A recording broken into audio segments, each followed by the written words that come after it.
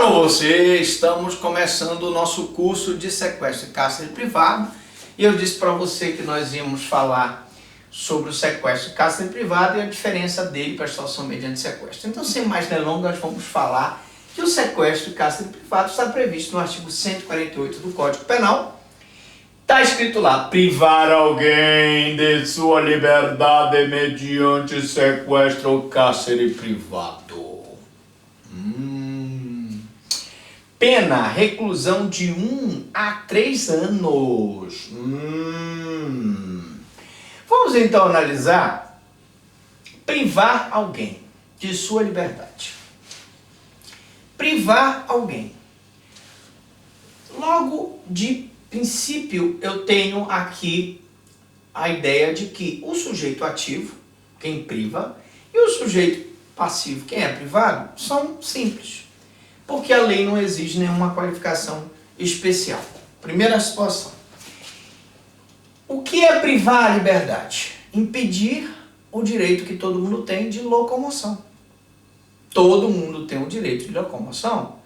E você, quando priva alguém a essa locomoção, você está privando ele do direito de sua liberdade. Razão pela qual ele está praticando sequestro e cárcere privado. Na verdade, o sequestro e cárcere privado é um crime de ação múltipla. Na verdade, são 2 crimes em um. Porque a ação de sequestrar, e atenção, não existe mais o trema, tire lá dos seus apontamentos, por favor. E o cárcere privado são ações distintas. Eu contei a história do cidadão apaixonado que, não conseguindo mais convencer a mulher a ficar com ele, ele resolve realmente terminar o relacionamento com ela, não consegue viver sem ela, mas ele fica naquela história, meu Deus, e agora o que eu faço? E ele dá uma loucura na cabeça dele, diz, vou agora fazer uma doidice. Vou sequestrá-la. Pega ela, convida ela para conversar, coloca um remédiozinho na bebida dela, espera ela adormecer, ficar meio sonolenta e coloca ela dentro do carro, à força, e aí ele está praticando esse sequestro e leva ela para uma fazenda. Preste bem atenção. Tanto ele deixando ela dentro da casa, fechada, quanto ele deixando ela numa fazenda, um local que é difícil acesso, não tem para onde ela ir, ele está praticou o sequestro e o cárcere privado, que se compõe num crime só, sequestro e cárcere privado. Agora eu explico a diferença entre a extorsão mediante sequestro. No sequestro e cárcere privado, a finalidade do agente não é obter vantagem patrimonial indevida. Pode ser qualquer outro tipo de vantagem.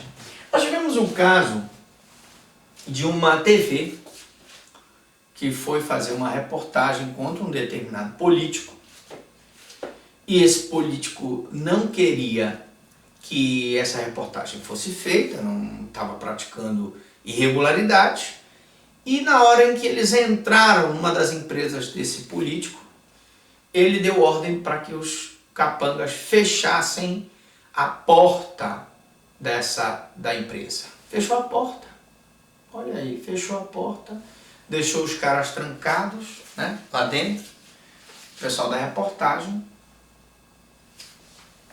E lógico, na hora em que ele colocou a reportagem dentro de uma sala fechada, mantendo-os em cárcere privado, ele praticou sequestro e cárcere privado.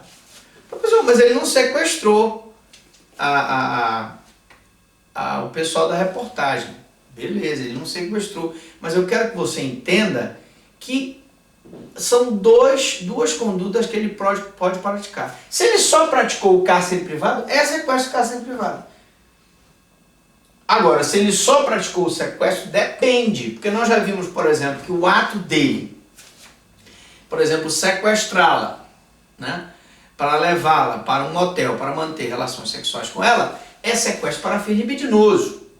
E aí não é sequestro e cárcere privado, diferente. Então vamos ter que analisar com calma. Agora, manter um grupo de jornalistas presos numa sala porque não quer que a imprensa filme o que está acontecendo na empresa, que vai descobrir a irregularidade, a corrupção, aí é cárcere privado e o crime é sequestro e cárcere privado, embora ele tenha cometido só o cárcere privado. Beleza? Outra questão que eu tenho que explicar, e a gente tem que explicar tudo bem nos seus mínimos detalhes, é que a reclusão aqui é de 1 a 3 anos. Ora, se a pena máxima é superior a 2 e a pena mínima não é superior a 1, trata-se de um crime subsidiário. Olha só. E um crime de médio potencial ofensivo. Médio potencial ofensivo, por quê? Porque a pena máxima é superior a 2, mas a pena mínima não é superior a 1. Professor, e nesse caso, como é crime de médio potencial ofensivo, cabe inquérito? Cabe. Cabe prisão em flagrante? Cabe. Qual a diferença do médio potencial ofensivo para o menor potencial ofensivo? É que nesse crime aqui, eu tenho a hipótese do inquérito policial, da prisão em flagrante, coisa que não tem no menor potencial ofensivo. E uma outra situação é que, sendo ele de médio potencial ofensivo, que a pena mínima é 1 ali, ó, não é superior a 1, esse cidadão aqui acusado de sequestro e cárcere privado terá direito, eventualmente, se preencher os requisitos legais do artigo 89 da Lei 9.099, à suspensão do processo. E o que é essa suspensão do processo? É que o promotor oferece a denúncia com a proposta de suspensão e o juiz, entendendo preencher os requisitos legais, não permite que aquela pessoa, que o processo prossiga contra aquela pessoa em troca de algumas condições, não andar armado, informar o juiz sobre as suas atividades, não se ausentar da comarca, reparar o dano causado à vítima, etc. Tá? Que isso aqui não é aula de suspensão do processo. Se quer saber mais sobre suspensão do processo, vá lá no playlist de processo penal e procure juizado especial criminal, porque eu também tenho aula no playlist do juizado especial civil, então não vamos confundir. Você quer processo civil, vai no processo civil. Você quer o juizado do processo penal, vá no... Você quer juizado civil, vá no civil. Tem lá, processo civil. Você quer juizado criminal, vá lá no playlist de processo penal. E eu dizia também que ele é um crime subsidiário. Lembra que a gente falou do constrangimento ilegal? Lembra que a gente falou da ameaça? Crime subsidiário é aquele que ele só é aplicado se não caracterizar um crime mais grave.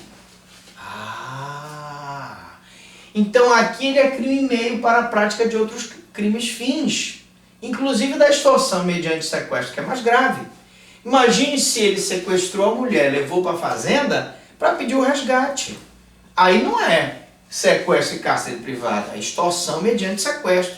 E eu deixo de tipificar o sequestro e cárcere privado, que é meio para a prática do crime fim, que é a extorsão mediante sequestro, porque houve pedido de vantagem patrimonial. Beleza? Então, para a gente terminar, tipo subsidiário é aquele que, nós já vimos, só é aplicado se não tipificar um crime mais grave. Quando o sequestro tipificar a extorsão mediante sequestro, por quê? O agente pede vantagem patrimonial indevida, eu vou excluir o sequestro, que é crime meio, para aplicar o crime fim, que é o princípio da consunção. Na próxima aula nós vamos falar sobre questão da privação da liberdade de ir e vir e a diferença da extorsão mediante sequestro com o sequestro e cárcere privado. Vamos explicar mais essa questão da obtenção da vantagem econômica. Você não sai daí. Dê a sua curtida, compartilhe e a gente volta daqui a pouco, depois dos comerciais, aqui com o professor Franklin Lobato Prado.